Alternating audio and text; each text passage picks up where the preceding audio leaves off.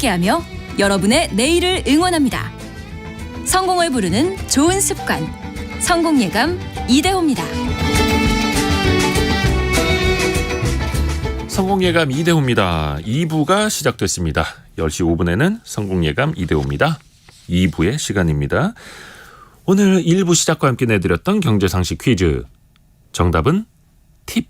예, 팁이었죠. 팁. 여러분은 이 팁을 얼마나 주시는지 혹은 받아보셨는지요. 많은 분들이 정답과 함께 사연 보내주셨는데요.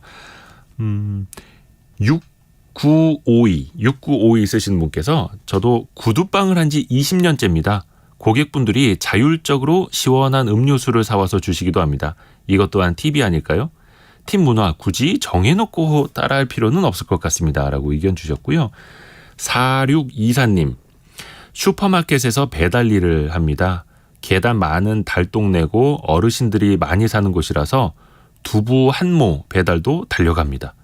어르신들이 수고한다면서 고맙다고 구겨진 1,000원을 쥐어주시는데 그 돈이 그분께 얼마나 큰 돈인지 알기에 시원한 물 한 잔이면 족하다고 한 잔 물만 마시고 옵니다.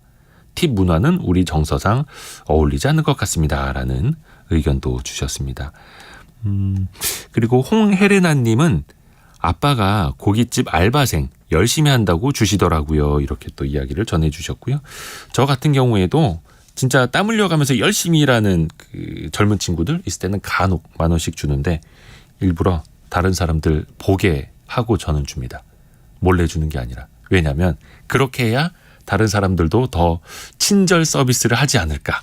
왜냐하면 이것도 누구에게 팁을 줘라 말아라가 아니라 그걸 받는 사람들은 기분 좋고 또 주변에 있는 같이 일하는 사람들도 아 저렇게 열심히 성실히 친절하게 일을 하니까 팁을 또 받는구나 라는 조금 긍정의 바이러스?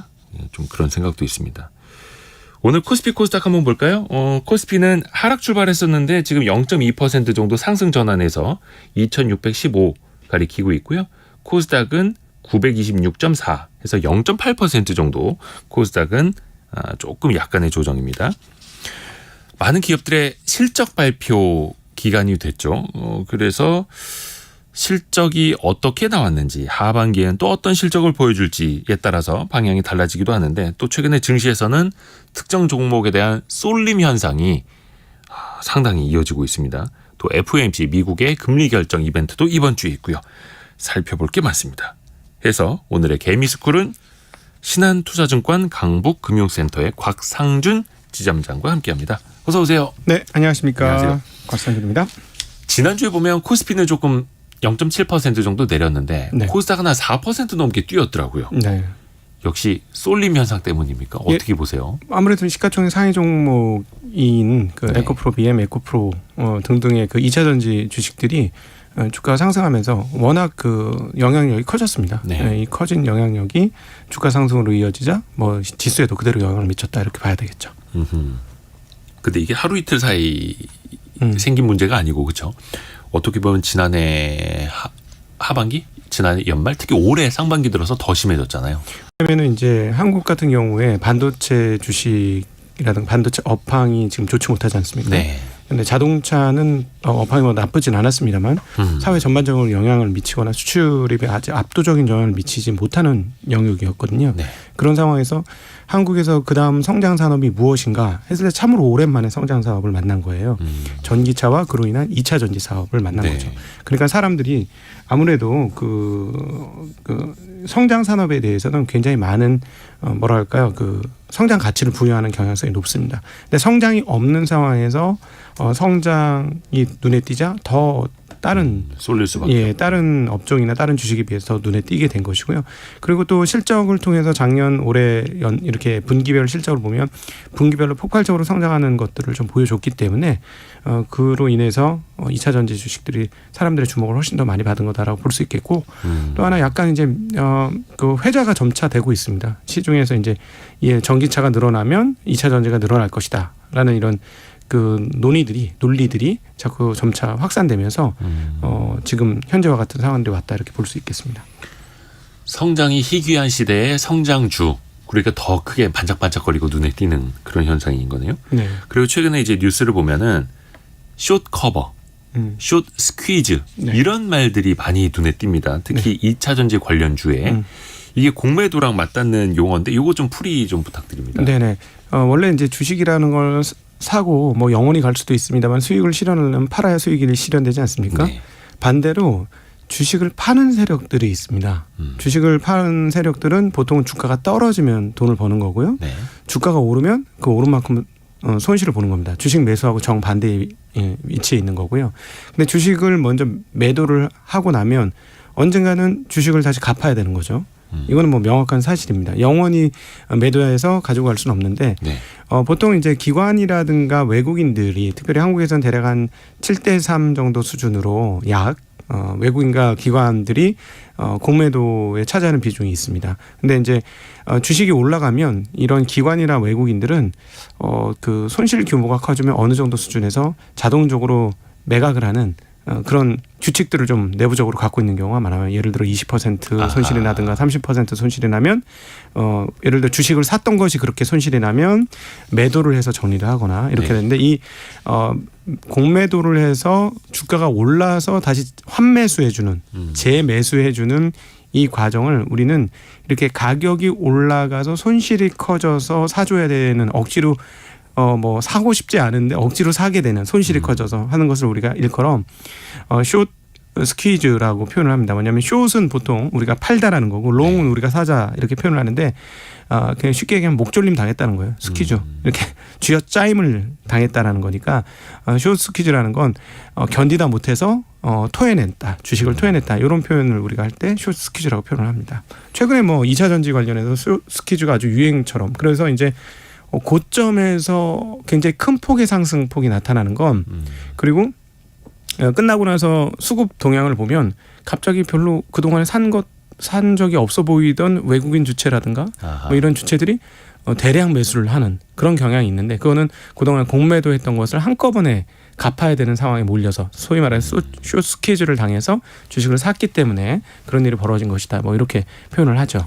그래서 공매도 세력이 백기를 들었다, 항복했다라고도 언론에서 네. 표현을 하는 거죠. 예, 그런데 아직까지도 그 해당 그 기업들의 공매도 잔고를 보면 잘 네. 줄진 않아요. 여전히 꾸준히 이어져요? 예, 신기하게도 뭐 2천억, 3천억씩 해당 종목별로 그 외국인들 매수가 잡히거든요. 이거는 저희가 보기엔 분명한 숏 스퀴즈를 당한 건데 왜 그런데 잔고가 안 주냐면 새로운 세력들이 또 공매도를 치는 것 같습니다. 또 다른 외국인. 예, 또 다른 외국인들이 치고 또 다른 외국인들이 치고 그냥 사실은 이렇게 해서 계속 올라가면 매수 세력 같은 경우는 이거 조금만 더 올리면 얘네 숏 스퀴즈 될 것 같은데 이렇게 생각이 드니까 더 밀어붙이게 되는 그런 경향성이 좀 나타나는 것 같고요.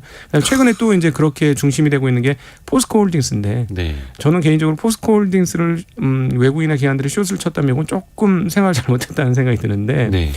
왜냐하면 이 회사는 지금 예를 들어 이익 대비로는 단기적으로 이게 고평가 영역일 수는 있지만 장부가치상으로는 하나도 고평가가 아니거든요. 이 주식은 네. 아직도 장부가치 1위 될까 말까예요. 네. 순자산 가치보다도 낮다. 예, 그렇죠. 순자산 가치보다도 낮은 주식을 이렇게 공매도를 때렸다는 건 너무 그 고평가 영역이라고 너무 강하게 생각한 거 아닌가 하는 생각도 좀 듭니다. 여하튼 이제 그 주식에 대한 평가가 각각 다르기 때문에 고평가를 했다고 판단을 했기 때문에 이 사람들은 공매도를 쳤던 거고요.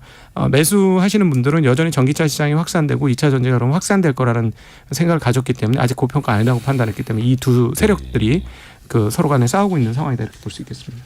물론 뭐 외국인도 외국인 나름이겠고 기관, 개인 뭐 저마다 생각이나 판단이 다르니까 그 지점에서도 또 공매도가 나오고 또 누구는 숏 커버를 하고 또 누구는 거기에다가 순수 매수를 더 할 수도 있는 거고 뭐 의견이 다를 수 있는 거죠. 또 그래야지 거래가 되는 거고요. 네.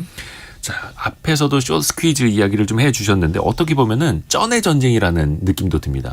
2년 전에 미국에서 게임스탑 네. 사례가 아주 대표적이었잖아요. 네, 배드 베스 비욘드도 있었고요. 그렇죠. 그래서 네. 이른바 밈 주식이라고 하는 그 당시에는 공매도 세력이 엄청나게 큰 손해를 보고 어떤 금융사는 파산을 하기도 했었고 지금 우리 증시에서 펼쳐지고 있는 이 쩐의 전쟁 네. 하고 비교를 해봤을 때 어떤가요? 좀 비슷한가요? 아니면 좀 많이 다른가요? 일단 그 밈이라는 거를 하도 많이 쓰니까 요즘에 예. 그래서 밈이 도대체 어디서부터 연유된지 한번 찾아봤어요. 네. 리차드 도킨스의 이기적 유전자에서 연유를 했더라고요. 근데 네. 이기전 유전자 할 때 유전자는 진이라고 표현하는데 네. 이것과 조금 상반되는 개념으로 그러니까 유전적으로 전달되어진 게 아니라 현세 시대의 사람들에 의해서 막 퍼지는 것들을 밈이라고 표현을 했는데 그것들이 차용되면서 지금 여러 군데에서 밈이라는 표현을 합니다. 그러니까 네. 일종의 이건 밈이라고 하면 사람들의 생각이 모아진 요즘 증권 용어로는 컨센서스하고 아주 유사한 것이다 라고 저는 표현이 돼요. 근데 이제 게임스탑이라든가 베더베스트 비욘드 미국 주식하고 한국 주식하고 결정적인 큰 차이는 뭐냐면 걔들은 지금 베더베스트 비욘드 같은 경우는 쉽게 얘기하면 법정 관리 들어가 있습니다. 파산 보고 신청 이런 재무 것들 상황이 정말 안 좋은. 예. 근데 한국의 지금의 밈 주식이라고 표현하면 뭐 2차 전지가 대표적으로 밈 주식이라고 표현할 수 있죠. 분명히 표현할 수 있는데 미국에서 나타나는 현상과 근본적으로 다른 거는 성장하는 산업이고 매출과 이익이 계속해서 증가하고 있다라는 것이죠. 그래서 그 부분이 가장 큰 차이가 있습니다. 예. 그래서 미국에서 있었던 밈 흐름과 한국의 흐름은 조금 뭐랄까 그 바탕은 확실히 다르다. 이쪽은 내용이 있는 쪽에서 올라오고 있는 것이고 네. 저쪽은 사실은 내용보다는 정말 사람들의 생각이 모아져서 사람들이 야 이렇게 해서 공매도 세력 한번 죽여보자 뭐 이런 개념으로 달려들었던 거고요. 게임스탑이라든가 베더베스트 비욘드는. 근데 여기는 실적에 대해서 미래가 전망이 좋은데 왜 공매도를 하지? 그래서 그럼 공매도 세력 한번 우리가 스퀴즈 한번 해볼까 하는 컨센이 형성된 거죠. 조금 그런 부분에서 바탕의 결이 좀 다릅니다. 그러니까 밈이 되더라도 즉 유행 타는 주식이 되더라도 재무 상태, 실적에 따라 달라질 수밖에 없다. 물론 이제 2차 전지 관련주들은 우리나라에서는 실적 굉장히 또 좋은 실적을 내고 있고 근데 이제 많은 사람들이 여기서부터 좀 박탈감을 또 느끼는 거예요. 왜냐하면 이게 소수 종목만 이렇게 또 쏠림 현상이 계속 이어지는 것. 이게 나아가서 좀 다른 종목들에게도 속된 말로 이제 매기라고 하는 매기가 사실 온기가 뺏기죠. 좀 온기가 좀 퍼져야 되는데 한쪽으로만 쏠리다 보니까 소외주가 대부분이 소외주가 돼버리는 아주 역설적인 현상. 이런 건 좀 어떻게 보세요? 저는 개인적으로 이제 주가가 사실은 고평가 영역이라고는 생각합니다. 왜냐하면 네. 뭐 PER이라는 게 앞으로 이제 이익이 증가는 하겠습니다만은 옛날 뭐 테슬라보다도 더 높으니까요. 테슬라도 고평가 영역에 과거에 있었던 적이 있었는데 그럼에도 제가 생각할 때는 많은 사람이 지금 말씀하신 대로 일종의 포모를 느낀다거나 소외감을 느낀다거나 하는데 과거에 보면 이렇게 열띤 영역이 나오면 포모보다는 많은 사람이 진짜로 들어가요. 거기에 투자를 합니다. 근데 제가 곰곰이 이렇게 봤어요. 정말로 모든 사람이 여기에 투자를 했느냐. 네. 원래 수급이라는 건 더 이상 살 사람이 없을 때까지 오르고 더 이상 살 사람이 없으면 그때부터는 꼬꾸라지는 게 수급의 주가 흐름이거든요. 네. 예. 근데 지금 시장 전체의 신용 잔고가 19조예요. 네. 그러면 과거 최근에 한 1, 2년간 왔었던 19조? 뭐 이 정도면 보통 약간 높은 수준? 뭐 이 정도고 저점이 한 16조밖에 안 돼요. 네, 뭐 한 20조를 넘기도 했었고요. 예, 그다음 뭐 21년도는 24조도 예. 넘고 이랬지 않습니까? 네. 그런 측면에서 보면 그 수급적인 완전 과열을 논의하려면 아마도 신용 잔고가 더 올라가야 될 것 같아요. 이른바 B2, 빚내서 투자하는 그렇죠. 규모가 예. 과거 대비 그렇게 많은 상황은 또 아니다라는 예, 말씀이시네요. 항상 그 금융에서 문제를 일으키는 핵심 요인을 하나 꼽아보라면 네. 부채예요. 예. 부채 투자가 과했을 때 항상 문제가 이루어지는데 그런 측면에서 보면은 이 부채 투자의 규모가 지금 뭐랄까 리저너블하다고 표현을 해야 할까요? 그냥 뭐 예전하고 비슷한 수준이네. 뭐 이런 정도라서 아직까지 뭐 이것이 언제 끝난다 이렇게 얘기하기는 뭐 좀 되게 어려운 내용인 것 같고 개인적으로는 뭐 한국 시장에서 고평가 영역에 있는 업종과 주식들이 좀 있는 건 나쁘지 않다라는 개인적인 생각을 하는데 하나 네. 유의하셔야 될 게 미국의 태도입니다. 미국의 태도요? 네, 왜냐하면 사실은 이번에 이렇게 2차 전지주들이 다름질을 치게 된 결정타는 IRA법에서 시작이 됐어요. 아하. 네. 딱 보시면 그때 이후부터 본격적인 상승을 시작하는데요.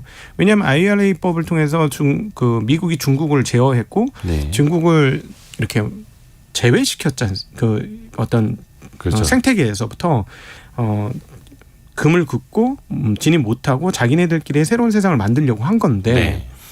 지금 미국에서 나타나는 현상이 조금씩 좀 이상한 얘기들이 많이 나와요. 그래서 만약에 미국의 태도가 변하면 그거는 제일 큰 2차 전지 투자자 입장에서는 그게 큰 악재가 될 수 있다라는 점은 기억하실 필요가 있을 것 같습니다. 최근에 옐런 장관이 무슨 얘기를 했냐면 우리가 전기차의 보급 목표가 있는데 이 원자재 조달이나 이런 것들을 IRA법에 기초해서 규제함으로 인해서 원자재 유입이 안 돼서 전기차 목표에 도달하지 못하는 것은 옳지 않다라는 톤의 이야기를 했어요. 네. 예. 근데 이 얘기가 왜 나왔냐면 2차 전지의 소재는 거의 대부분 그 밸류 체인을 지금 중국이 가지고 그렇죠. 있습니다. 그 기원으로 넘어가면 덩샤오핑 때부터예요. 덩샤오핑 때부터 히토류와 이런 것들을 개발했고 그거를 원자재 정련을 하기 시작했습니다. 네. 그리고 그동안에 그걸 왜 그럼 많은 국가들이 이렇게 지켜보고 있었냐. 앞으로 전기차 시대가 올 거라고 생각을 했는데 왜 이렇게 지켜보고 있었냐. 이렇게 보면 그게 굉장히 힘들고 어렵고 위험한 일이에요. 그렇죠. 그다음에 마진이 그렇게 크게 남지 않고. 네. 네. 그러니까 사실은 우리가 이제 스마일 커브라고 그래서 웃는 사람의 입 모양을 보면 네. 양쪽 끝이 위로 올라가고 중간에 네. 밑으로 내려가지 않습니까? 네. 선진국들은 이 스마일 커브 곡선을 통해서 사업을 했어요. 즉 양쪽 끝에 사업은 하고 가운데 밑으로 수익률이 떨어지는 거는 다른 나라에 외주를 줬습니다. 네. 예, 그러니까 대표적인 외주를 준 게 바로 이런 영역이었거든요. 네. 그러다 보니까 지금 아프리카 같은데 원자재 광물 많이 나오는 데는 다 중국 기업이 다 들어가 있어요. 수년 전부터 이미 네. 꽤 오랜 기간 전에. 그래서 이것들의 밸류를 완전히 제외하고 2차 전지를 다 만들기는 보통 어려운 일이 아닙니다. 그래서 만약 하나 지금 IRA법에 의한 보조금 지원을 해주고 이런 것들이 지금 왜 뭐 중국산을 쓰고 하면 절반만 주고 이러는데 네. 이게 보급률이 늦어서 도저히 안 되겠다 해서 중국 거에 대한 제품에 대한 문을 열어주게 되면 이건 저는 개인적으로 좀 악재가 아닐까 하는 생각을 가지고 있습니다.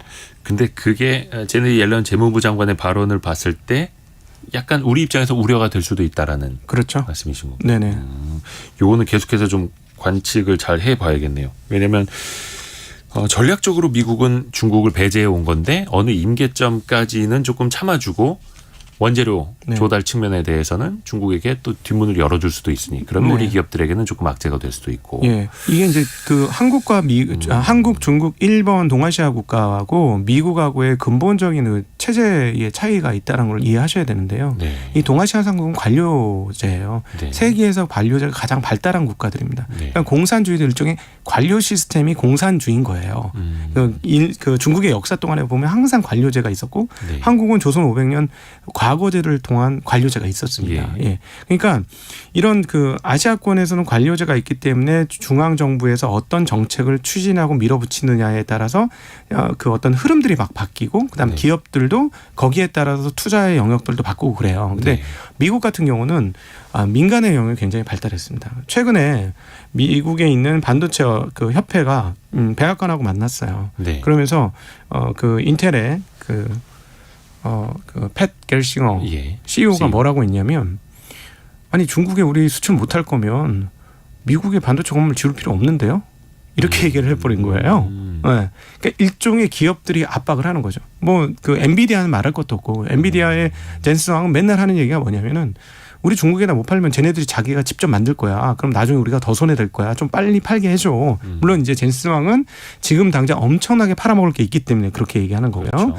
걔네가 지금 수입을 못하게 막아놓은 것들을 여러만 주면 정말 떼돈을 벌 수 있거든요. 지금 엔비디아 엔비디아도. 입장에서. 예, 엔비디아는 그렇습니다. 네. 그러니까 이런 얘기를 딱 하자 설리반 미국 대변인이 했던 얘기는 약간 한 발 뒤로 물러서는 듯한 흐름을 보여요. 네. 그러니까 뭐 AI라든가 양자 컴퓨터 관련해서는 제어를 하되 나머지는 좀 보면서 좀 하겠다라는 톤의 이야기를 했어요. 뭐 저사양이나 범용 반도체라든지 이런 측면에 대해서. 네, 그러니까 미국 같은 경우는 기업의 입김이 굉장히 세다라는 게 이런 그 동아시아 국가들하고는 좀 차이가 있기 때문에 그 부분들은 조금 감안하셔야 되는 대목 아닌가 싶습니다.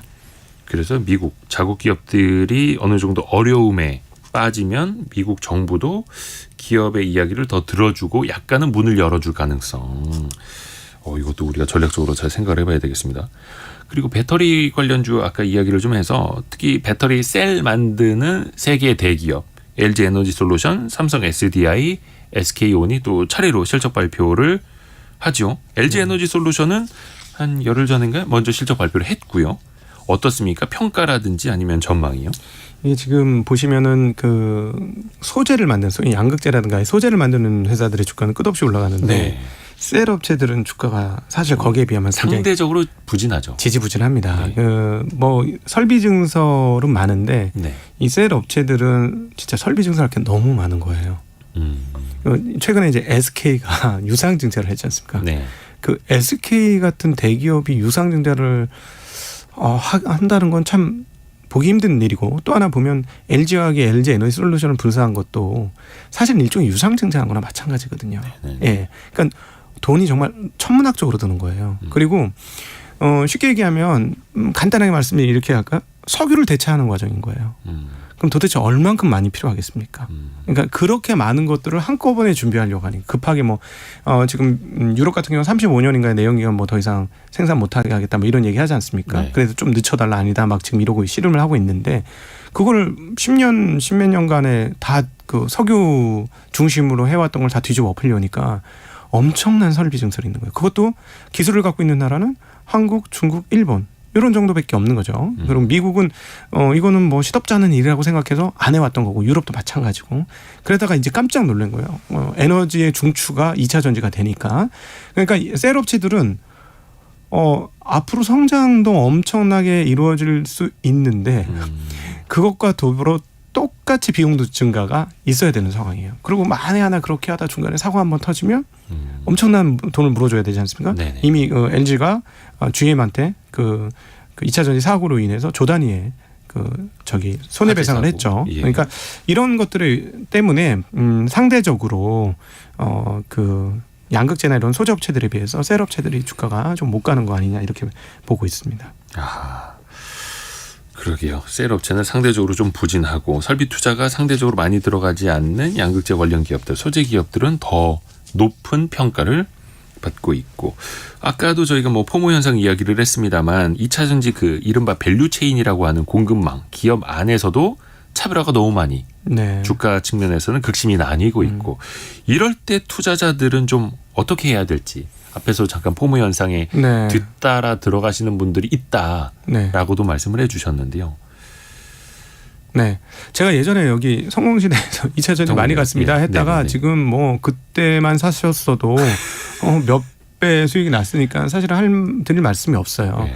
근데 이제 제일 큰 차이는 이제 앞서도 말씀드렸지만 IRA법이 도입이 되면서 그 세계에서 가장 큰 시장과 제조 역량과 생산 업체들을 가지고 있는, 물론 이제 삼원계가 아니라서 좀 다른 경향이 있습니다만, 거기가 이제 제어되면서부터 이 시장이 새롭게 열린 거거든요. 이 시장이.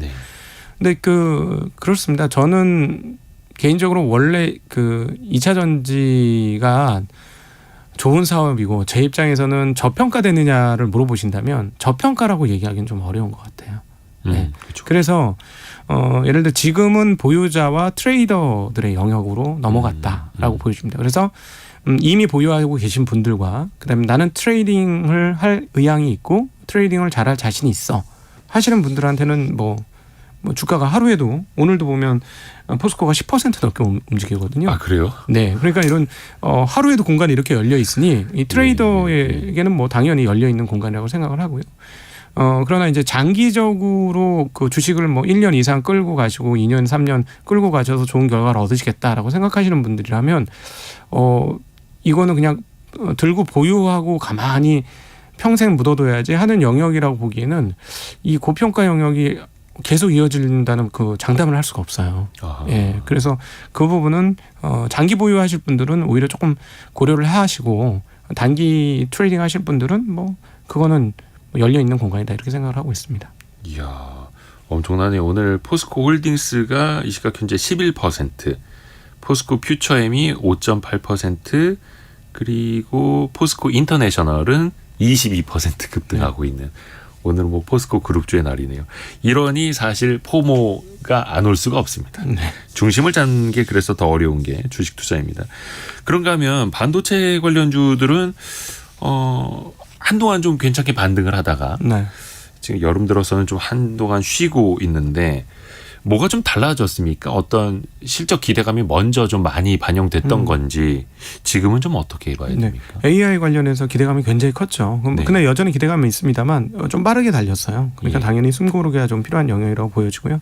그다음에 이제 요것과 관련돼서 제일 그 의미심장한 얘기는 TSMC의 대표가 했던 얘기입니다. TSMC 대표가 뭐라고 했냐면 여기는 직접 만들어주는 거예요. 주문을 받아서. 네. 1차로 주문 받아서 만들어주는 입장이니까 네.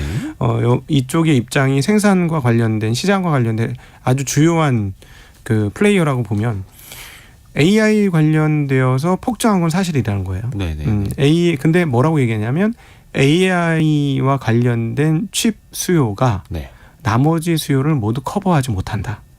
라고 얘기했습니다. 네. 저는 그건 당연할 거라고 보는데 나머지 그렇죠. 수요는 뭐라고 하냐면 PC, 네. 예, 그다음 모바일, 예, 그다음에 데이터 센터, 기존에 있었던 데이터 센터. 그러니까 사실 이 합산하면 이쪽이 아직은 훨씬 더 큰 거예요. 이제 AI는 이제 막 급격하게 커지고 있는 거고. 그러니까 AI 쪽에 대한 주문은 커졌고 엔비디아가 지난번 실적 발표 때 뭐라고 했냐면 우리 다음 분기에 55% 매출 증가할 것 같다. 폭증하고 있다. 이렇게 네. 얘기를 했거든요. 그러니까 그쪽은 느는 게 분명히 맞아요. 그쪽은 늘지만 나머지 쪽은 아직까지 뭐 경기나 이런 그리고 과거 21년, 22년 너무 많이 사놨기 때문에 교체 수요가 좀 이연돼 버렸습니다. 그래서 이런 쪽은 아직까지 그 회복이 좀 덜 되고 있어서 이 시장 회복까지는 보기 어렵다. 그래서 어떤 결론이 나오냐면 2분기 반도체 기업들의 실적은 엔비디아 정도와 그 주변에 있는 몇몇 기업들 빼고는 실적이 뭐 그렇게 썩 좋아지지는 않을 것이다. 오히려 3분기나 4분기 가야 실적이 본격적으로 좋아질 것이다. 이렇게 예상해 볼 수 있죠. 기대감이 너무 많이 조금 반영이 됐고 앞서갔다. 네. 사실 주가라는 게 원래 앞서 다니는 거기는 한데 네. 그래서 지금은 조금 쉬어갈 수밖에 없는. 예. 아하. 그렇죠. 그럼에도 불구하고 아주 좀 장기적으로 2, 3년 이상의 시계열로 보신다면 네. 반도체의 증가는 뭐 그냥 정해진 미래다라고 볼 수 있습니다. 왜냐하면 AI가 생겨서 AI 센터도 생긴 일종의 AI 데이터 센터도 생기고 막 그런다고 해서 네. 기존에 있었던 데이터 센터, 그다음 모바일 시장, 그다음에 일반 PC 시장 이런 것들이 없어질 거냐 생각해 보시면 그렇지 않을 거라는 거예요. 예. 그러니까 모바일이 생기고 PC에 대한 수요가 조금 감할 수는 있지만 PC가 없어진 건 또 아니거든요. 네. 네. 그런 개념으로 보셔야 됩니다. 그래서 그 하나가 더 확장되는 것이고 그렇죠. 그다음에 이제 조금 있으면 어떻게 되냐면 요즘에 이제 점차 어디 식당 같은 데 가서 주문해 보면 키오스크라는 것들이 많아지잖아요. 그렇죠. 근데 키오스크도 점점 빨라지거든요. 아, 속도가요? 예, 속도가 좀 더 빨라지고 점점 스마트해져요. 네. 그냥 자리에서 카드 꽂고 계산까지 끝내요. 네. 요즘에는. 기능이 더 이제 많아지고 복잡해진다는 거죠. 예, 그러면 칩은 점점 많이 쓸 수밖에 없어요. 예, 그러니까 우리의 일상이 모두 그렇게 될 것이고요. 그다음에 이제 뭐 요즘에는 뭐 요리하는 웍지라는 기계도 막 생겨요. 예? 그 웍지를 사람이 하잖아요, 불에다가. 그 중국집 가면은 큰 이게 뭐 냄비라고 해야 됩니까? 후라이팬이라고 해야 됩니까? 큰 예. 네. 큰 그 요리기구. 보울 같은 거죠. 네, 아주 네, 큰 보울 같은 건데 그걸 막 흔들면서 그 위에다 불을 넣고 막 그 중국 요리를 로봇이 하잖아요. 그걸 잡고 이렇게 로봇이 잡는 게 아니고 그냥 그 그릇을 왔다 갔다 하게 만들어주는 그 그릇까지 한 세트에 로봇들이 있어요. 그런 것도 결국은 사실 다 칩을 굉장히 반도체 칩을 많이 쓰는 건데 그 전 세계적으로 지금 인력난이 상당하지 않습니까? 계속 이런 것들이 늘어날 수밖에 없어요. 이게 줄어들진 않습니다. 그러면 반도체를 쓰는 영역은 점점 많아질 것이고 그다음에 자동차도 당연히 자율주행이 강화되면 강화될수록 칩은 훨씬 더 많이 쓰일 것이고 그래서 칩의 미래는 뭐 시간의 문제지 당연히 뭐 늘어날 수밖에 없다 이렇게 정리해 볼 수 있겠습니다. 그런데 새로운 시장이 열리는 거는 맞지만 기존에 있던 스마트폰, 서버, PC 네. 이런 시장들도 같이 회복이 되어야 된다. 그렇죠. 근데 사실 이게 주가가 막 회복되고 바닥에서 올라올 때는 그냥 인공지능용 반도체가 엄청나게 세상을 변혁시킬 것처럼만 보여서 많은 사람들이 헷갈리게 만들기는 하는데 다른 쪽도 같이 반도체가 회복되기를 좀 기다려봐야 될 것 같습니다. 반도체나 이쪽 말고 2차 전지도 이야기를 해봤고 2분기 실적이 좀 많이 기대가 되고 하반기에도 좀 지속적으로 실적이 나아질 것 같은 섹터들은 좀 어디가 꼽히고 있나요? 이미 뭐 가격이 오른 뭐 조선업, 그다음에 이제 K 뷰티, 그다음 뭐 라면 뭐 이런 쪽은 뭐 계속 좋아질 거라고 보고 있고요. 그다음에 이제 요즘에 사람들이 관심이 없는 항공 관련, 네. 이런 쪽도 실적이 회복이 될 것 같습니다. 그리고 이제 중국이 조금 막판에 좀 몰린 느낌 많이 듭니다. 일선 도시의 주택 관련된 제한 조치를 좀 풀 것 같습니다. 예. 주택 규제요. 네, 금리는 뭐 계속해서 조금씩 내려왔고요. 그러니까 중국이 정말 경기가 안 좋습니다. 너무 안 좋더라고요. 예, 예, 거의 이제 2분기 디플레 상황이고, 그리고 이제 그렇게 돼야 할 수밖에 없는 이유 중에 하나는 과거에 이제 워낙 부채 경제를 많이 일으켰기 때문에 여기서 부채 경제를 더 일으켰다가는 큰일 난다라는 인식이 있는 것 같습니다. 네. 중국에서. 그래서 함부로 부채 경제에 대한 엑셀을 못 밟고 있는데 경기가 너무 안 좋다 보니까 사실은 일선 도시의 주택은 공공 부유의 최고의 적이에요.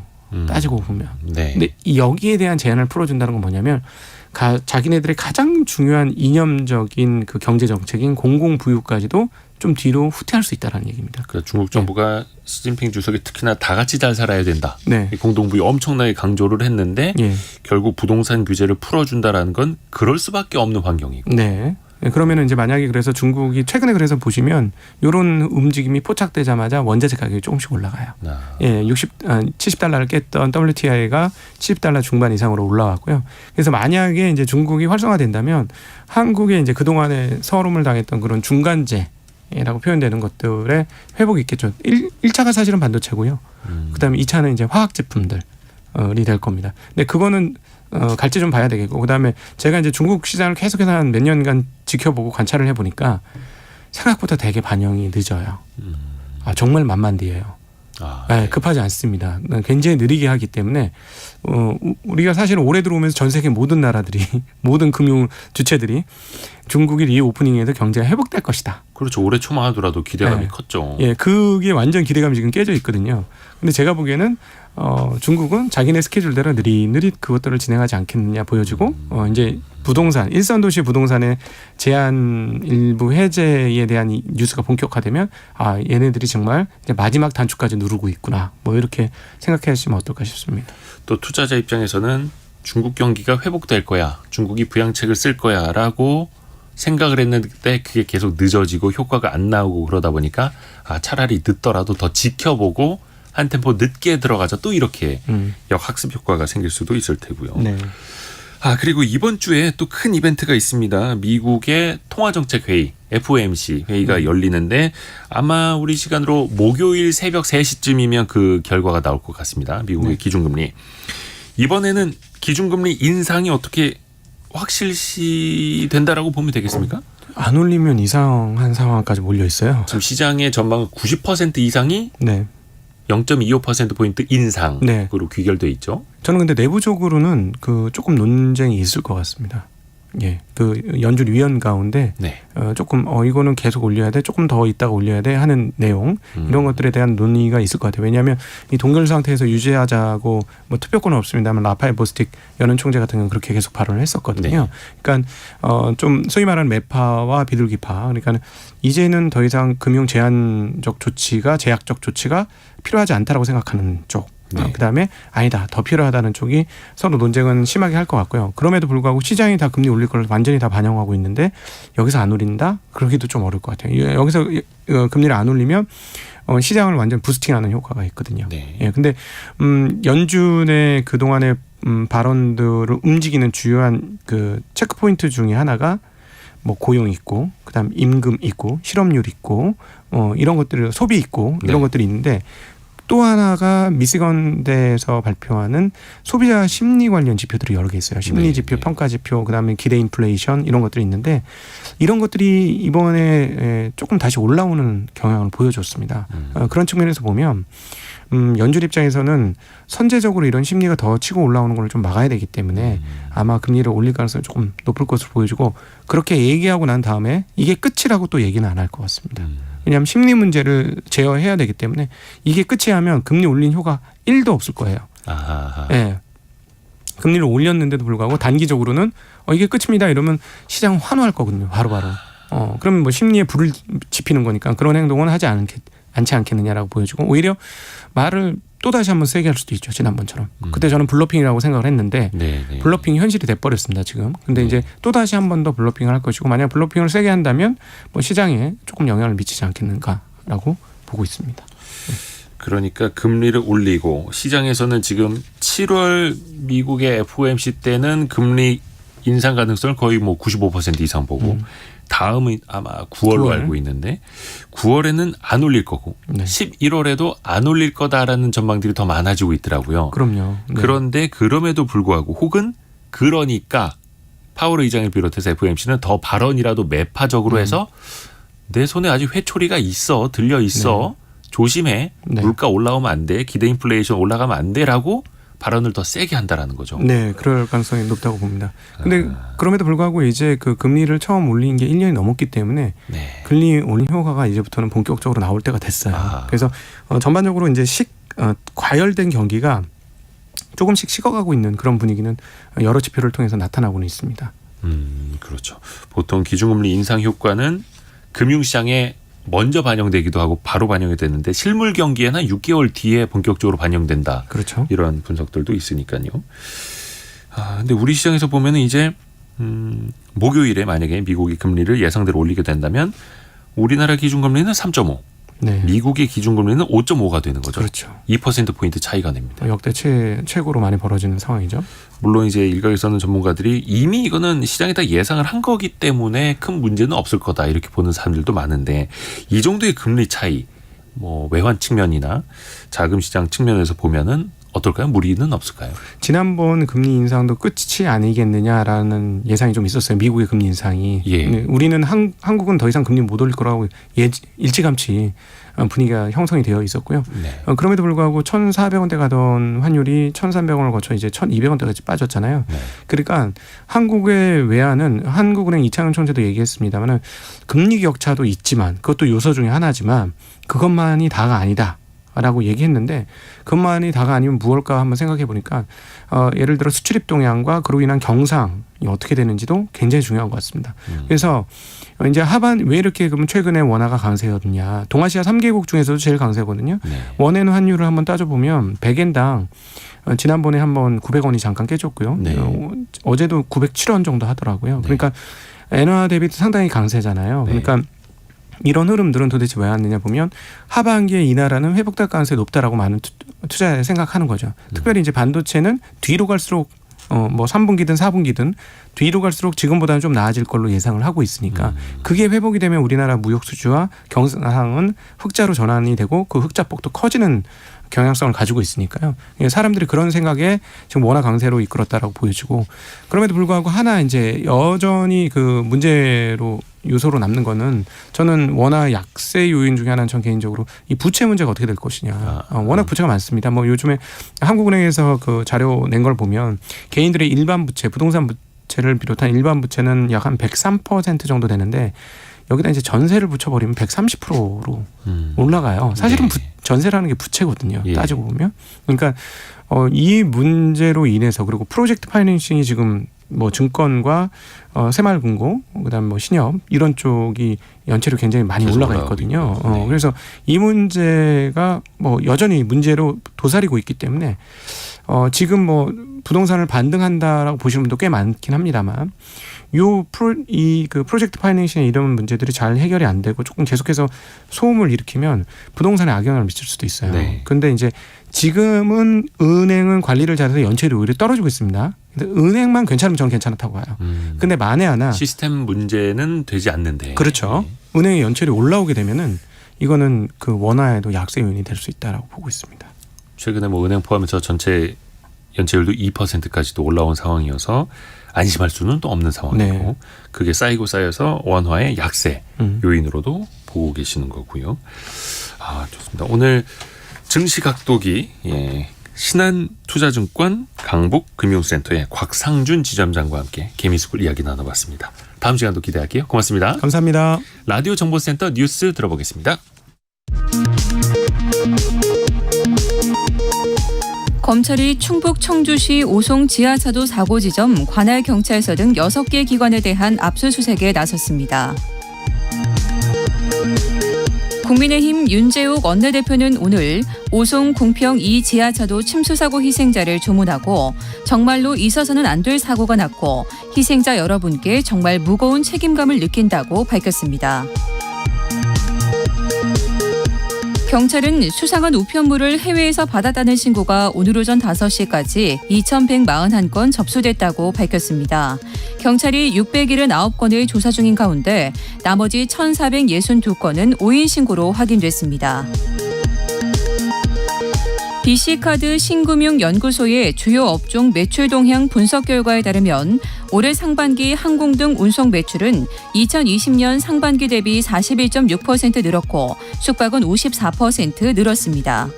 지금까지 라디오 정보센터 뉴스 정원나였습니다.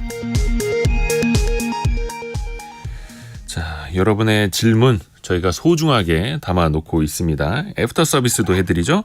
오늘은 곽지현 리포터와 함께합니다. 안녕하세요. 네, 안녕하세요. 어떤 질문부터 받아볼까요? 네, 우선 지난 금요일 경제상식 퀴즈로 내드렸던 도서 정가제 관련해서 문자 많이 보내주셨는데요. 그중에서 청취자 김문희님은 대형 온라인 서점은 자체 이벤트로 할인 쿠폰을 주고 있습니다. 그렇게 되면은 도서 정가제가 이 중소 온라인 서점 그리고 오프라인 서점에 불리한 거 아닌가요? 이렇게 보내셨어요.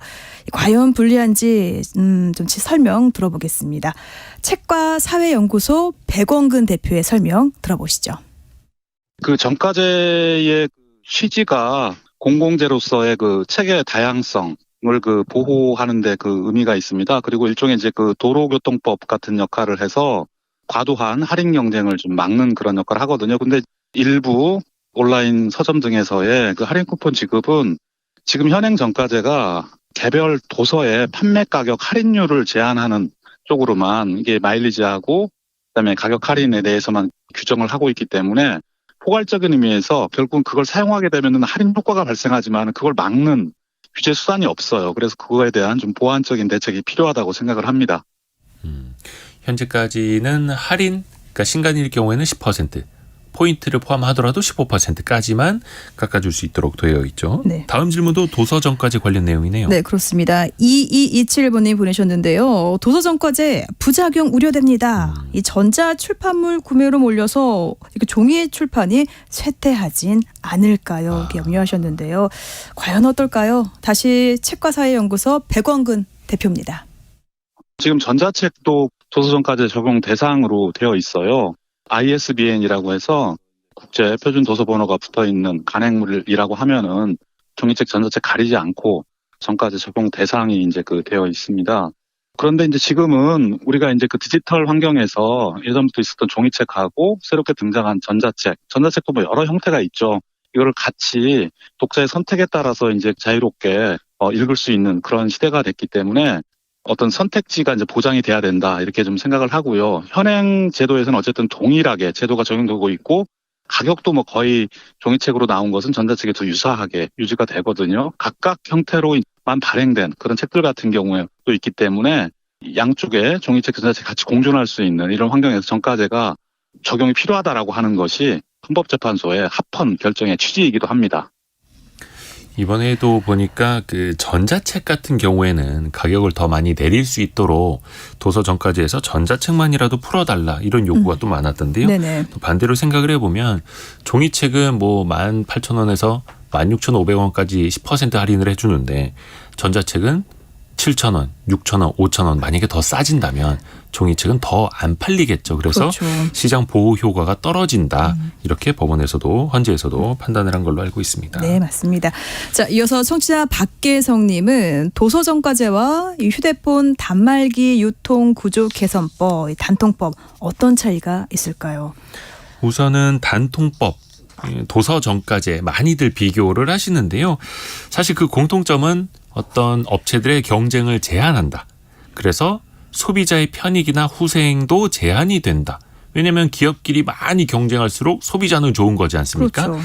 그런 경쟁을 제한시킨다라는 측면에서 공통점이 있는데 네. 가장 결정적인 차이가 바로 이겁니다. 뭔가요? 도서정가제는 영세한 출판사와 영세한 서점을 보호하는 효과가 있지요. 네. 그런데 단통법은 통신 3사라고 하는 이른바 거대 기업을 보호하는 효과가 나타납니다. 왜냐하면 시장 구조가 많이들 아시다시피 우리나라 이동통신 시장은 통신 3사가 장악을 하고 있죠. 네. 그 독과점 구조다 보니까 경쟁을 제한했을 때 통신 3사가 가장 큰 혜택을 가져갑니다. 마케팅비를 많이 안 써도 되죠. 그런데 도서정가제는 대형 출판사나 대형 서점들이 마케팅비를 많이 뿌리면 고사하는 거는 영세 출판사, 네. 영세 서점부터 먼저 쓰러지게 되겠죠. 그래서 어떻게 보면 독과점 구조가 통신시장에는 있고 도서시장에는 좀 그 과점 체제가 아니다 보니까 분산 체제다 보니까 그런 차이가 가장 크게 있다. 이렇게 보시면 될 것 같습니다. 알겠습니다. 자, 이어서 0337번님. 지난 2008년에서 2009년 그 당시 금융위기에 미국 3대 지수의 최저점이 어느 정도였는지 알고 싶습니다. 제가 오랜만에 찾아봤습니다. 정말 오랜만에 찾아봤는데 2008년에 2008년 이야기잖아요. 근데 우리가 아는 금융위기는 2008년으로 기억을 하는데 증시의 바닥은 그 6개월 뒤에 나타났습니다. 네. 그러니까 6개월 동안 떨어졌다는 거죠. 그렇게 해서 2008년 9월부터 이른바 서브프라임 모기지 사태가 본격화됐는데 증시의 저점은 2009년 3월 6일에야 나왔습니다. 예. 미국 증시 기준이고요. 네. 그래서 그 6개월 전 대비 2009년 3월의 저점이 다우존스는 44%, 나스닥은 46.5%, S&P 500은 48%나 떨어졌습니다. 이건 장중 저점 기준으로 거의 반토막이 났다는 거죠. 네. 6개월 만에. 자, 그런데 그로부터 한 14년 정도가 흘렀죠. 네. 7월 21일 그러니까 지난주 금요일 종가 기준으로 보면은 어떤가요? 다우, 나스닥, S&P가 당시 저점 대비 5.5배, 나스닥은 11배, S&P 500은 6.8배 올랐습니다. 네. 당시에는 세상이 망할 것 같았죠. 그런데 14년 지나고 나니까 나스닥은 11배 올랐다. 그래서 위기 때 투자한 사람이 결국 돈을 벌더라. 이게 우리 코로나 팬데믹 당시에 기억을 되짚어 보면 됩니다. 2020년 2월 21일 대비 3월 23일 그 한 달 사이에 폭락이 있었거든요. 네. 미국 3대 지수가 37%, 31%, 34% 거의 30% 이상 한 달 사이에 폭락을 했습니다. 네. 그런데 당시 팬데믹 당시에 저점 대비 다우는 1.9배, 나스닥은 2.1배, S&P 500도 2배 올라왔습니다. 네. 그러니까 당시에도 역시 세상 끝날 것 같았고 전염병 때문에 인류 금융시장이 다 망가질 것 같았지만 지나고 나서 보면 그때가 기회였구나. 물론 이거는 지나고 나서야 알게 되는 거죠. 참 알다가로 모르겠네요. 예. 네. 자, 다음 질문 보겠습니다. 그 요즘 생수 보면은 그 비닐 라벨 없이 이 페트병의 브랜드를 콕 찍어서 나오잖아요. 이렇게 무라벨 제품들이 기본 제품보다 더 비싼 건 왜일까요? 이렇게 청취자 김경금 님이 보내셨습니다. 비닐이 없는 포장재는 오히려 더 싸게 팔 수가 있는데 그 생수가 비닐이 없는 게 더 비싸게 팔린다. 싸게 팔린다라는 거죠. 이거는 일단 판매처에서 재고품이 쌓여 있을 때 해당 제품을 더 싸게 팔기도 해서 일시적으로는 좀 가격이 달라진다고 하고 이 생수업체들은 우리가 공장에서 내보내는 출하 가격은 비슷합니다. 큰 차이가 없습니다. 또 이렇게 항변을 하고 있기도 하더라고요. 그렇군요. 곽지연 리포터 오늘도 수고 많으셨습니다. 네, 고맙습니다. 저희는 내일 아침 9시 5분에 다시 돌아오겠습니다. 성공 예감은 오늘도 여러분을 응원합니다.